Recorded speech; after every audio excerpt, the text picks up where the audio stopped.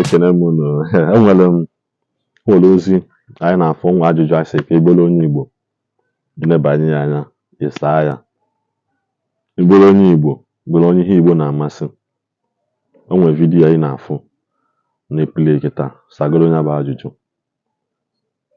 maka na mfe onye na-ekwu eziokwu ka m ji ile ọma aga n'ugwu anyị na-ama ha. Wee na-asị odogwu afọ m vidiyo gị ịghọtago, mana na ajụjụ a na asị ka anyị tizigharị ya ndị Igbo ọnụ ọbụla ị nọ sakene ya, ịghọtago, sakene ya bụ ajụjụ maka na ị bụrụkwa onye omenala sakwa anya bụ ajụjụ. Ị na-ekpe ụka o nwere ajụjụ dị ị kwesịrị ịsa maka na ọ bụrụ na ịsaghị ya ị ma na ị naghị agwa onwe gị eziokwu ma n'ime mmụọ ma n'eziokwu, maka na ọ sị na o nwere ụzọ ife ise Igbo kwenyere na ya bụ na Igbo kpechaa ekpere asị ise ya bụ ụzọ ife ise ahụ kedu ihe ọ bụ, ịghọtago. Asị m nene vidiyo ka ịghọta ihe anyị na-ekwu.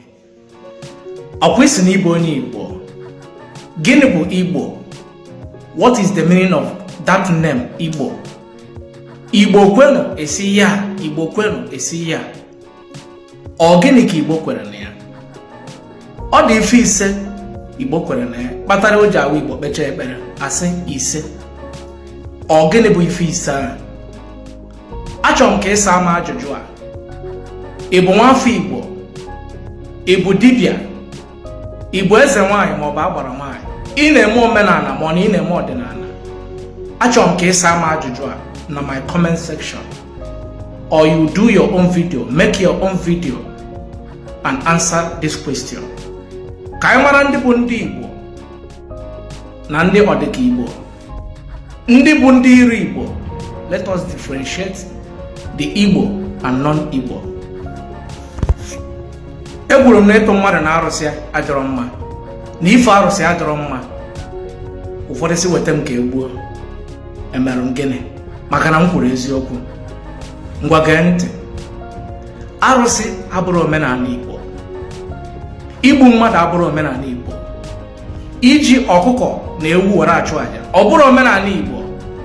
All those things bụ ihe ndị mmadụ mụtara amụta ebubata ya n'ala Igbo, ewere na-emebi ala Igbo.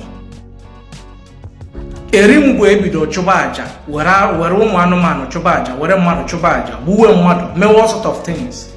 Ọ Nigeria anya ga-afụ ihe na-eme n'ala Igbo. Where is the unity? Where is the love?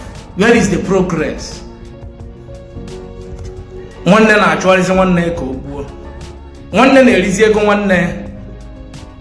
Nwanne na-anara nwanne ana ya. Ihe ọjọọ na-eme n'ike n'ike. That is to show you that we have missed the track. It is hard time we come back to our root. Ife eji mara Igbo bụ onye nzọpụta. Ife eji mara Igbo bụ udo na ọganihu. Ife eji mara Igbo bụ ndị mmezi, ọ bụrụ ndị mmebi.